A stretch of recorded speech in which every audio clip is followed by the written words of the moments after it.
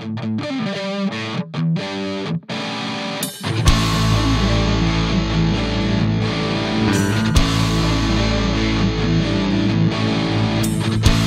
if you believe that distractions last a little while, but the problem still remains, then you are ready for this episode of Discography Discussion. I am Joe, that is Dan, and tonight we're talking about American standards. Oh, yeah.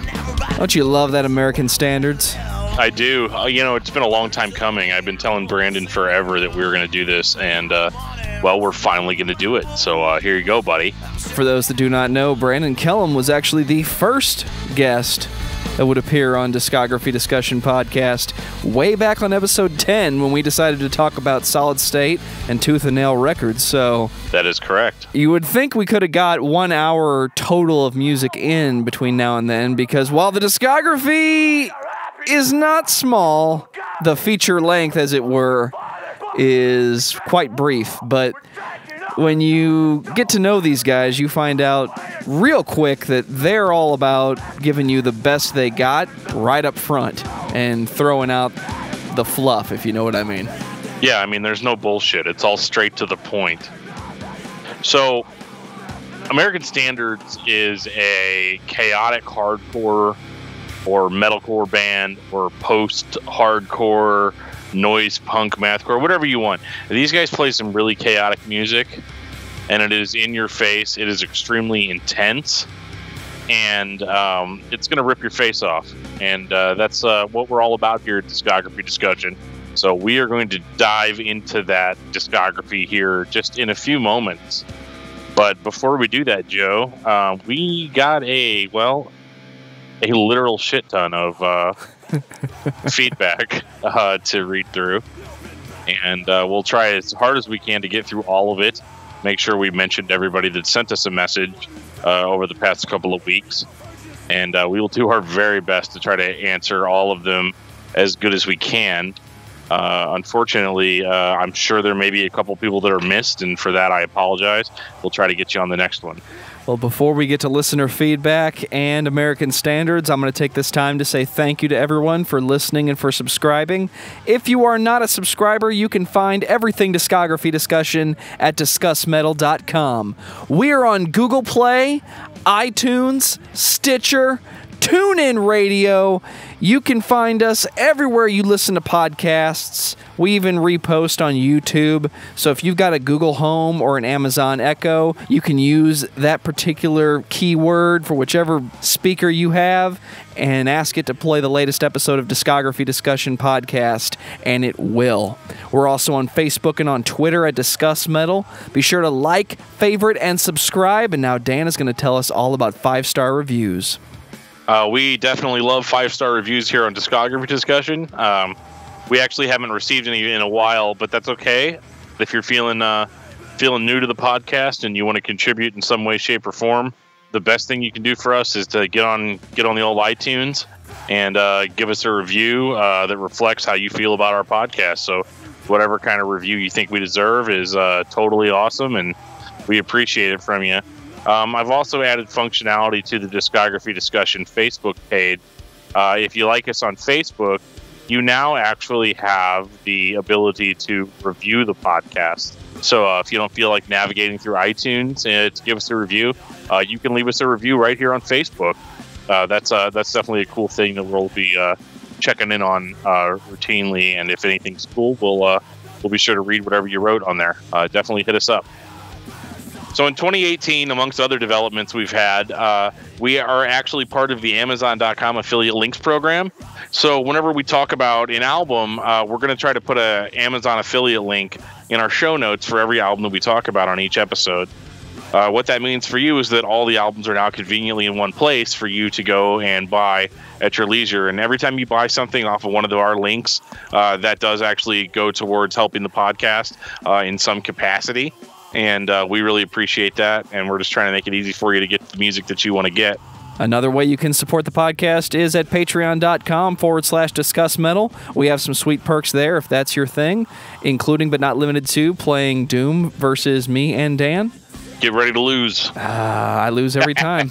So, what we have captioned in our show notes as catching up on last week's episode, we have a lot of new followers on Twitter. We have a lot of new followers on YouTube. And we have a literal and figurative shit ton of feedback. So bear with us if you're new to the podcast. We are going to talk about American Standards shortly. In regards to episode 37, that was our Deadsy episode. TJ the drummer, that would be the drummer for Spectre Media Group. Yeah, that's he does videos with Glenn Fricker, right? Yes. Okay. Cool. And his question was, with the rise of retrowave, how do you think Deadsy would have fared today compared to 15 years ago? And I did respond to that myself, saying, if nothing had changed, I really do think that the end result would have been the same. You know, it's frustrating to find a band that is that good, that you love, that you really feel like came out at the wrong time. But if nothing was changed, I think it would have been the same. Eventually, it would have dropped off. I agree with you. I mean, I think with Deadsy, they were really unique. But what I don't see from Deadsy that I see from a lot of other bands is a really strong motivation to push forward. I think they're a band where the art is more important than the sale, and unfortunately, that's not what the mainstream music industry really wants. So with Deadsy, I think we're going to get new material from them in increments, weird gaps of time, and hopefully the diehards are still around whenever they decide to do something new. Get ready to be corrected a lot, because what follows is all of the YouTube comments we've gotten. Yeah. Can I jump on this one, Joe? Yeah, go ahead. Okay, so I got a YouTube comment from Julian of Saytown, or S-A-Town. I think it's Saytown. Go with that. Sounds about right. Anyway, the comment was, she likes Big's Word as a cover. I just read that it was a scrapped Duran Duran song that was completed by Deadsy. Also, Deadsy are releasing a new EP this year, at Elijah Blue on Instagram, at Elijah Blue Official. Went on to say he has posted several snippets on his feed, but takes them down a few days later. If you search Deadsy Moon of Titan on YouTube, somebody has been posting the snippets on there. Well, thank you to whoever's doing that. Exactly. To which I responded, it's not a cover. I found out after we did the episode. It did remind me of another song I heard by Flock of Seagulls, but it turns out that I was thinking of a different song. I'm not predominantly a British pop music fan from the 80s. So it's really hard for me to, I'm really, really kind of out of my element when I'm talking about that kind of stuff. So I do apologize for making that mistake on there. But if you want to know about metal, I got you covered. But 80s Britpop, not as much. So I apologize for that. I'm going to go on a limb and say this person's name is Swegta. Swegta, or Swegta. You never know. I'm so glad someone posted this on the Deadsy subreddit. Wow, whoever did that, thank you.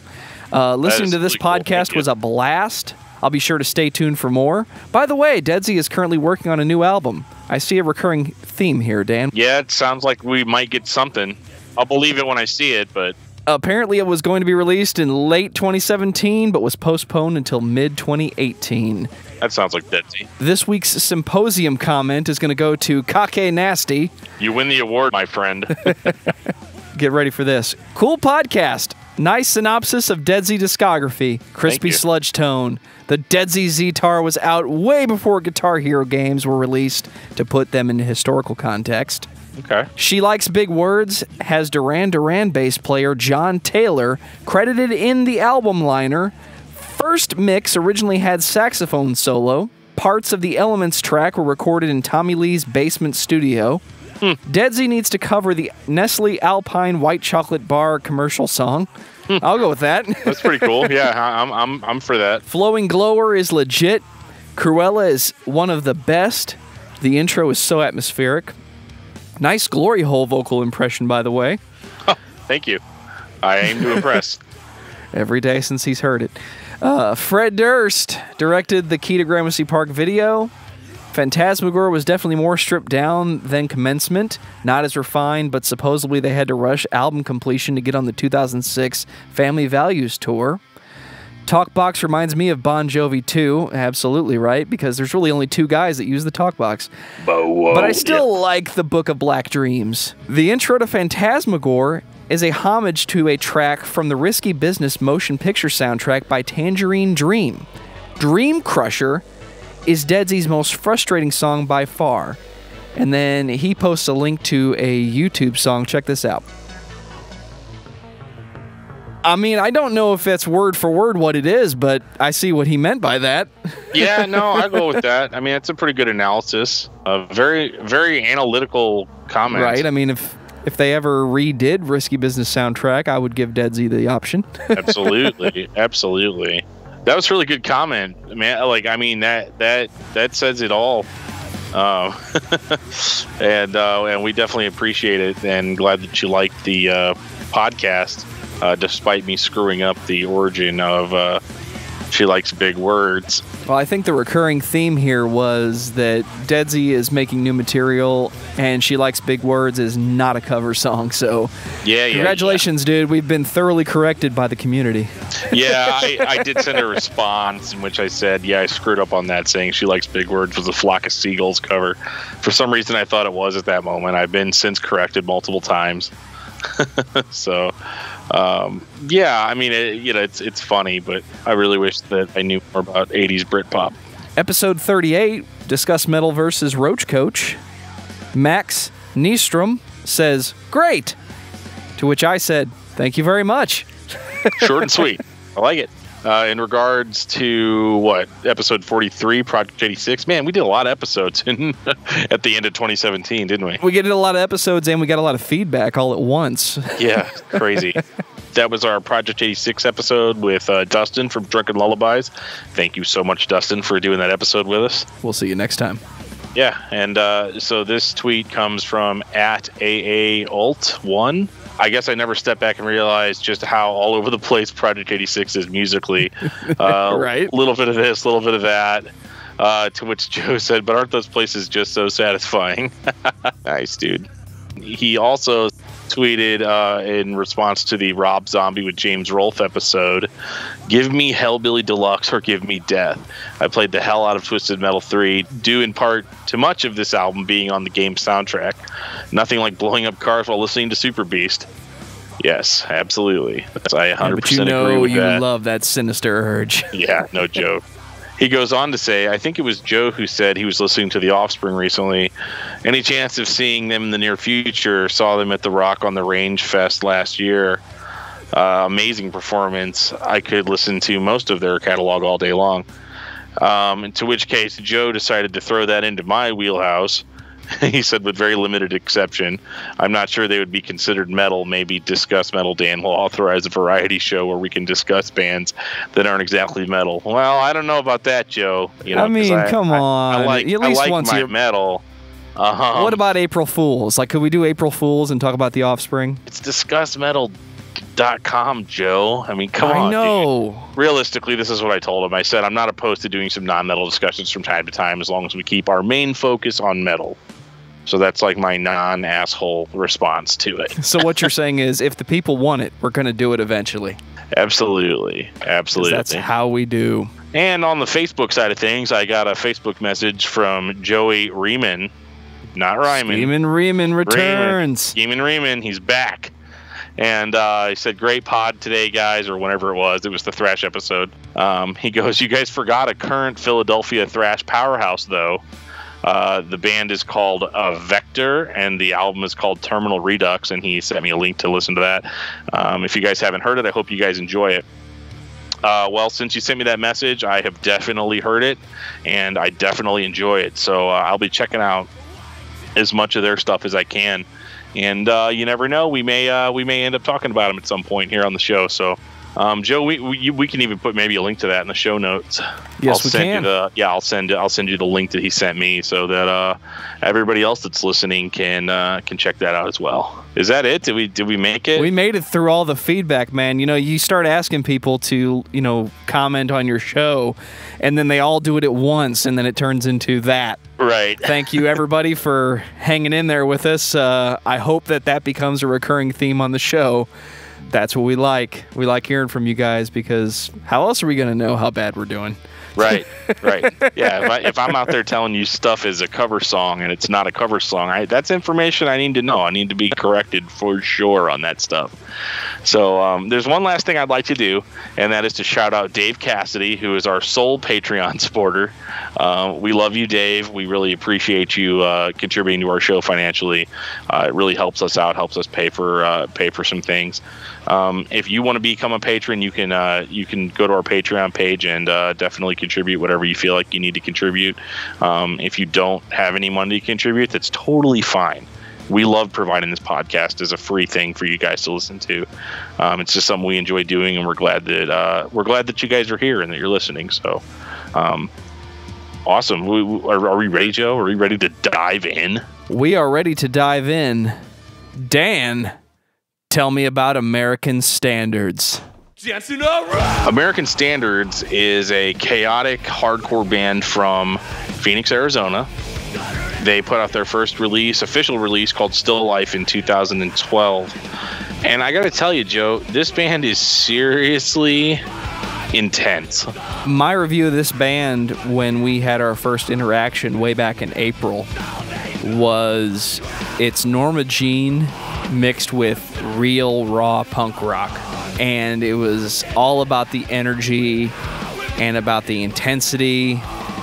And I said to you, this is a band that just put their best foot forward and left their bad feet behind them. Because the first thing you're going to hear when you put in their main releases, which are Stil Life and Anti-Melody, they also have two other releases, The Death of Rhythm and Blues and Hungry Hands. But those are more quick EP releases. I think one of them was a 7-inch vinyl. Yeah, well, it's all quick. I mean, no joke about that. It's all quick. What is the total here on their actual release time? If you take both EPs and both full lengths and put them together, you have a total of 1 hour and 5 minutes worth of music. Please understand, though, that this is not a bad thing. No, because I don't know about you, but like, how often do you listen to a record where it just seems like the band takes 3 or 4 tracks to really get started, or their intros go on forever? You know, they're long, plodding, boring instrumentals. Don't get me wrong, guys. I love all that shit. But with American Standards, you are getting punched in the face from the first second you turn this thing on. I'm talking about Stil Life right now. It literally just starts off with what you can expect. You know, Stil Life starts off with a song called Self-Titled, or rather Self-Entitled. And it's just Brandon Kellum screaming into a microphone. And one of the first things that you're going to notice about this band is this is not a band that's talking about their girlfriend, or, you know, their mom took their, you know, cigarettes away and now they're mad about it, or anything like that. The opening lines of Stil Life are, the distraction lasts a little while, but the problem still remains. We're measuring our happiness in wealth and capital gains. So at that point, you know you are in for something that is going to bludgeon you. It is not going to be something that you necessarily feel good after listening to. This is a beatdown, but it's truth that you need to hear. This is free of a lot of the lyrical tropes that chaotic bands like to use, where it's just, you know, really cool one-liners and you know, just really flashy stuff. American Standard comes out of the gate with Raised by Wolves, which is just a really crazy, heavy, I don't know how to describe it, Joe. I mean, it's just that they're popping on all cylinders all the time, and you're looking at songs that are like, you know, maybe 1.5 minutes to 2 minutes long. There's so much passion in that 1.5 minutes that you don't need an excessively long song to make your point, you know? I call it hardcore punk rock. Yeah? It's fast. It's over before it ends. It's intelligent. And it's intense. You're engaged for a very short amount of time, but you're completely engaged. It's almost like punk rock for people with ADD. Right. And yeah, I've been out of the hardcore punk scene for a while. I keep in touch with some people that will always be in the hardcore punk scene. When I had mid to late 2000s hardcore punk explained to me, it was all about get in and get out. It was about the 2-minute song. It was about, I have a verse and I have another verse and then we move on to the next song. And while I thought it was kind of a gimmick, I respect it because it's a very 70s punk mentality. Play fast, get in, make everybody pay attention to what you're doing, and then move on. We got thrash metal the last time somebody did that, so I wonder what we're going to get from this, because this is the aftermath of bands like Norma Jean, who aren't doing Bless the Martyr, Kiss the Child, they're doing Polar Similar. Right. And over here we have American Standards doing The Anti-Melody and Stil Life. And I'm in every time I listen to it. This is my 30-minute lunch break. I'm going to put on Stil Life and then go back to work. Dude, Stil Life in one of the EPs, man. You couldn't stop me after I'm listening to Stil Life. For my hour lunch break, I pretty much get it all in. Well, yeah, I mean, you start shortly before you walk back in, right? Right. Well, I'm being a little facetious in the sense that at my job, I can pretty much listen to music all day. So, well, you know, I do. We all have our corporate restrictions. Well, I have one location in my job that is literally like about an hour and 10 minutes away from my other location. So when I have to drive there, it hasn't been that unusual in the past 8 months or so for me to listen to all of the American Standards albums while I'm driving. And I don't have a problem with it. And typically I make fun of bands for being that slow, but like I think if you're trying to deliver a quick, swift punch in the face, it has to be quick and swift, and that's what we have here. It hurts, it's painful, but you know, for dudes that like stuff like The Chariot or Norma Jean or Converge or Every Time I Die, you know, like bands like that are cool. I love all those bands that I just mentioned, but there's something about American Standards that's really endearing to me over time, in the sense that like it just feels profound, but isn't like trying to load me down with like good vibes either.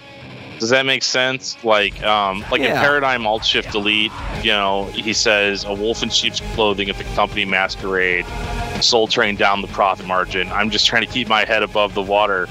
It's getting harder every day. And like, that's not something that like I feel good about. Like that to me, like I take this song personally. I take this song personally in the sense that, you know, I work a corporate job, and it's just day in and day out, and then the whole thing of I'm just trying to keep my head above the water.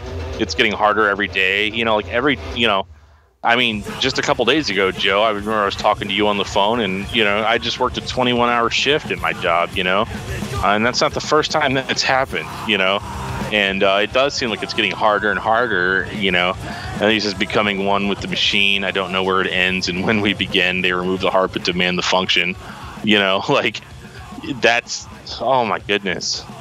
You know, all for progress and production. I really feel like when I listen to this band that somebody let the hardcore band in the back door, and now the people in the cubicles don't know what to do. They don't know what hit them. It's right. Very smart at the same time. Well, I feel like that song is sung from the cubicle. You know what I mean? Like it's rough, and like it doesn't make me feel particularly good, but at the same time, it makes me feel better knowing that like somebody else out there gets it. And I haven't really connected with a chaotic heavy band like this lyrically in a very long time, because yeah, the lyrics are well written and they're poetic, and yes, they rhyme sometimes, but like the thing about it is that like it's just very honest and very easy to pick up on what the meaning of the songs actually are, and this is something that really follows them throughout their career. I do think that Stil Life, especially the song Stil Life, that song is extremely emotional, and I don't mean emotional as in like broody or you know like a spoiled rich kid or something. You know, like I don't mean it like that. Like, you know, like my girlfriend broke up with me or that sort of thing. Like the song Stil Life just like really hits me like a sack of bricks, you know.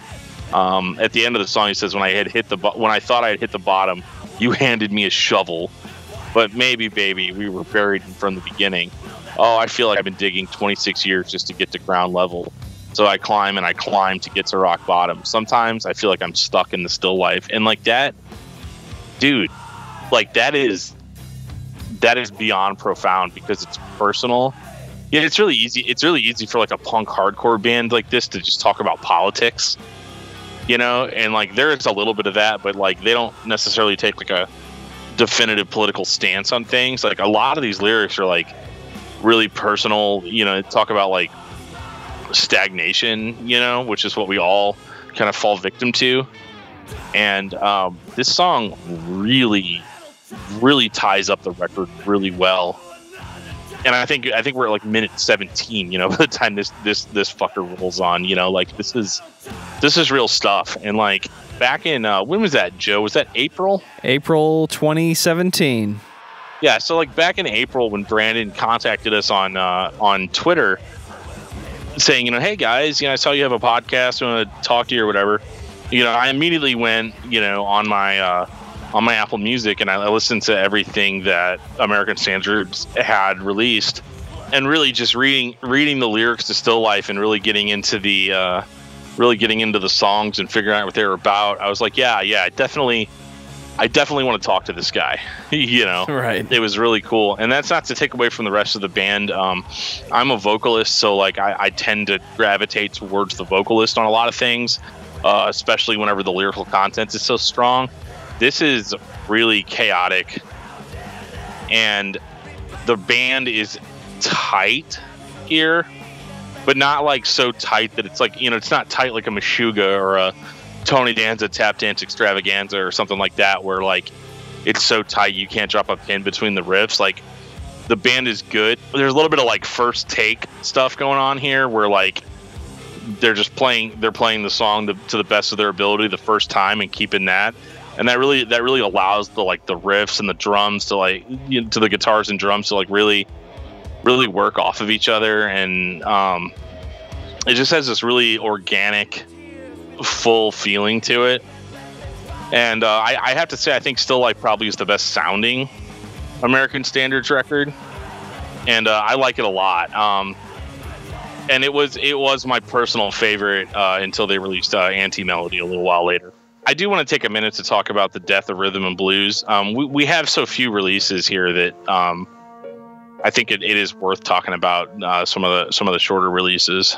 Like we said in the beginning, or middle, depending on how you view our listener feedback, 1 hour and 5 minutes of music. Right. So I want to make sure that we give these guys their due credit, you know.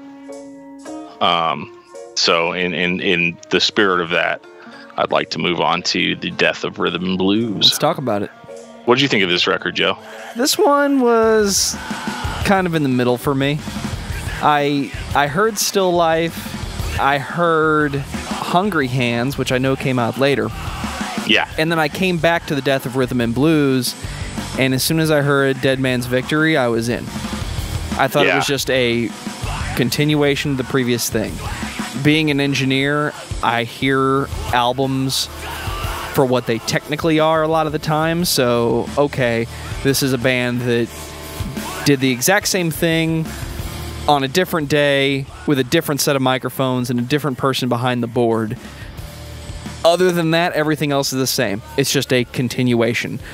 I think a band can do a natural progression where they grow from, to use Metallica as an example, there's a natural progression from Kill 'Em All to Master of Puppets to the Black Album. Then there's a continuation, which I would say is a lot of underground punk. Or, to use a band we talked about in our comments, like The Offspring. They just keep doing the same thing. It just sounds a little different than it did on the last record. And that was my review of this, was I still love it. Yeah, I was so stoked on Stil Life, and this record really it kind of hit me a little bit more in the feels, I guess. Like it's more upbeat. in places, but there's more melody in the songs than we had before. A little bit more emotional. Brandon like talks during the songs a little bit more, and the screaming's a little bit more high pitched, a little bit more emotional, and I really like that. I agree with Joe that for the most part, putting the two records together, that it's definitely a continuation. But I do hear progression on this, and I thought it was really cool. I liked at the end of Misery, or the kind of in the middle of Misery Relapse, the lyrics. I've got this hell to pay, but my pockets have been emptied. Oh, I sang the blues till I was blue in the face, which is a little bit more humorous, than what we had on Stil Life. Stil Life was like so damn serious, and I like that.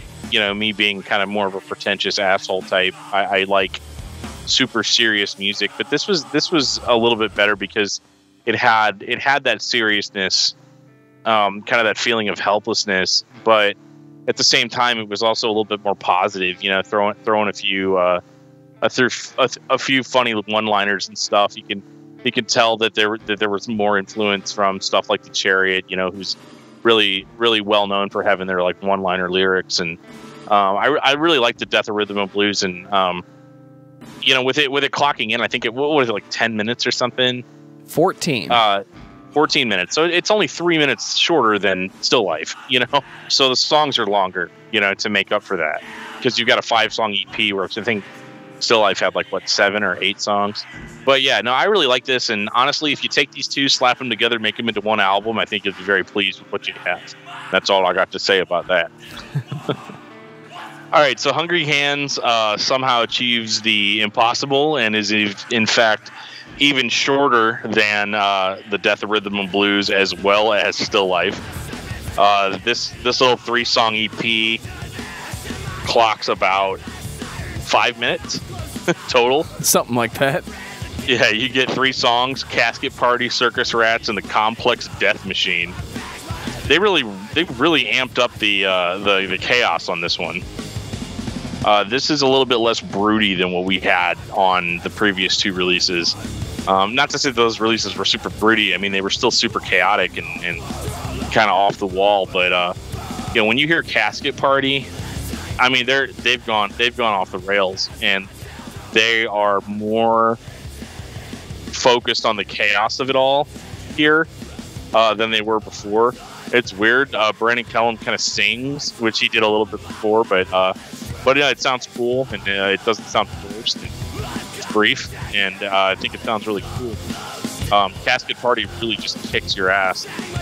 I mean, I'm really, really, really into it. The awesome lyrics are still there, and what you got with these 3 songs is you got kind of more of a feeling of what we were going to get on Anti-Melody. I have the 7-inch vinyl as well as the cassette version. I'd say let's move it right along then and talk about Anti-Melody. All right. Because I know you got Danger music in your mind. Oh, I do. Anti-Melody. Very strangely named album because, well, there is melody on this record. Right. So this thing starts off, I mean, with a bang, which is, typical American standard stuff. Brandon comes in screaming, dancing around, and it's just one of the coolest songs on here. It's really another song about stagnation, and I love it. I love every second of it. He says, I painted myself into a hole. I gave up my heart to find a soul. I quit my crimes, but still cast your stones. The pigs eat filth because it's all they know. And that is just amazing.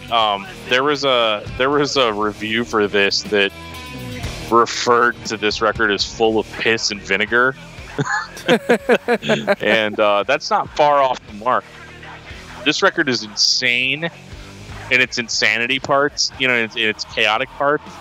Really, the first 3 songs just kind of don't let up. Writer's Block Party is bombastic and kind of really in your face. Carpe Diem Tomorrow kicks in and is just another full-on blast. Not strong on lyrics, not strong on track length. I mean, it just goes, and you need to be along for the ride. And then it bursts into Church Burner, which is just another crazy. I mean, they're not letting up. They're not letting up at all. and I love that about this record. But some of the songs that I found really notable on Anti-Melody were kind of the more different songs that they did. Track 4 kicks in, Bartenders Without Wings, and this sounds like, I mean, for lack of a better term, this sounds like an emo song, or like an early Tooth and Nail, kind of song, and I love it. I mean, it's shouted, like the vocals are, for the most part, shouted, really passionate, really heartfelt, and it's a different sound for them, but I think it fits them really well. And then you got Cancer Eater, which is just straight thrash metal, kicking right off. Yeah, oh my god, dude, Cancer Eater's insane. But we cannot ignore, we get Bartenders Without Wings, which is a very melodic, passionate, heartfelt song, with some really great singing at the end of it. I mean, it's a really good song, and that's why I laugh whenever this record's called Anti-Melody, because that's a very melodic song on this record, albeit it's kind of the only one, but it is, kind of works against the Anti-Melody theme. But once that's over, it goes into probably what is my favorite song, not just on this album, but like ever. I mean, Stil Life comes really close, but this song is just dissonance, dissonance, dissonance, dissonance. Clocking in at, probably just under 2 minutes. It is not a slow burn. It is literally just in your face the entire time, and I love it. Much like every American Standards release, there is a multitude of songs that are constantly in your face. Yeah, and I mean, and the way you just go right into Cancer Eater after it, I don't know what else to say. Like, I feel kind of weird just like praising the band as much as I have, but like, these guys don't give themselves enough credit. This is an extremely emotional song, and I would definitely encourage you guys to check out the lyrics to it. If you go on Bandcamp, you can actually read all the lyrics to every song. And a lot of they give away a lot of free stuff on Bandcamp too, so you definitely need to, Yeah, there's no excuse not to listen to this band. Yeah, there really isn't. If you're into chaotic, heavy stuff, this is it. I mean, this is cream of the crop stuff, And this isn't just because like I'm friends with Brandon or whatever. Like, this isn't like we didn't do this episode as like a favor to him. It was literally just, we've had 8 months or 9 months to really digest everything that we've gotten from this band, and at this point in time, they're kind of my go-to band for this style of music. One really big standout for me is Chicago Overcoat, which is a really kind of a slower track that's like a slower track for them. I don't know, like, it's just got this really like dank, decayed, slow, angry feel to it, and it's definitely like a really good Bad Day song. Right. And I mean, this record just kind of comes in, kicks your ass, and leaves, just like they always have. I think it comes in like, what, Joe, like 22 minutes, 24 minutes? 24. So it's the bulk of their discography for sure. And honestly, if you could only buy one American Standards record, I would definitely go with Anti-Melody, like, for sure, without any hesitation. The other releases are really cool, and I definitely encourage you to check those out, but Anti-Melody is really where it's at, and I can't wait to hear what the band does in the future. I'm going to say that my final thoughts on this band are exactly what you said a moment ago. They come in, they kick your ass, they leave. It's just, what flavor of ass kicking would you like today? Right. Yeah, there's a 31 flavors of 31 flavors of ass kicking that go on here, and yeah. So I mean, my final thoughts are, you guys are doing great. Keep it up. I don't want to hear about this band breaking up or slowing down anytime soon, and I don't think that's in the cards. I think this is not the last we're going to hear from American Standards. What's your album of the week? My album of the week? Well, I've been listening to a little 3-song EP called Crush Satan by a band called Tetelestai. Really hope I pronounced that right, because we're going to be talking to them soon. And they have a really cool 3-song EP. You can check them out at A New Heavy. If you just Google the term A New Heavy, and they'll come up. It's really cool stuff, really chaotic, like American standards, and I like it. Definitely something worth checking out. I've been listening to Tom Waits, Bad As Me. Nice. Good old Tom Waits. I know, right? What do we have coming up in the next few weeks? Because we've had a lot of listener feedback, and I have a feeling a lot of people are going to be tuning in. Yeah, coming up, we have at least, not officially booked, but going to happen soon. The first one that is officially booked is we will be talking to Scott Mellinger from Zayo next week about the band Carcass, which will be a full-on discography discussion about the band, and we'll get Scott's thoughts and what he likes about Carcass, and that'll be really cool. Really love having Scott on the show. He's one of our favorite people to talk to, and we've got interviews. We're working on getting set up with Tetelestai, and there's a new band that I've been really loving lately called Not Beneath. Their record drops on Tuesday the 16th of January, and I will be listening to that. And if I like it as much as I think I will, I'll probably end up putting a full review of that CD up on the blog soon, the blog.discussmetal. And that's all I got for right now. How could I forget the obvious one? We will be talking to Brandon Kellum next week about Under Oath's discography. Brandon Kellum from American Standards. He's been on the show several times, and he's definitely more than just a guest at this point. I mean, I almost kind of consider him kind of our fourth Beatle, Well, hopefully he decides to show up after this episode posts. Oh, right. Yeah, I know. I think he will. That's all I got, Joe. And on that note, this has been episode 46 of Discography Discussion. Thank you for listening. You can like us on Facebook and follow us on Twitter at discussmetal. Subscribe to our podcast everywhere you listen to podcasts, including Google Play, iTunes, and Stitcher.